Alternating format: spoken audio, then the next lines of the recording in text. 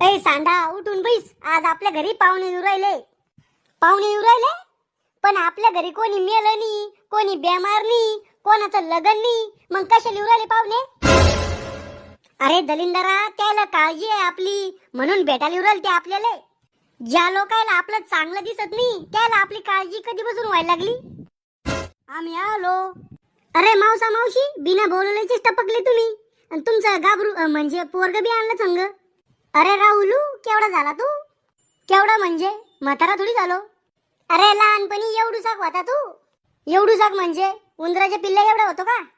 अरे त्याच्यापेक्षा बी लय लहान होता तू. आणि चड्डीचा संडास करत आहे. मी चड्डीत संडास करत आहे आणि तुमच्या पोराचं ढुंगण शिवेल होतं का लहानपणी? अरे पाहुणे बसून घ्या. त्याला कुठं डोकं लावून राहिले, गोळ्या आटपेल त्याच्या. यायला काही तकलीफ तर झाली नाही ना? तकलीफ झाली बी तर तुम्ही काय करणार आहे? अहो ती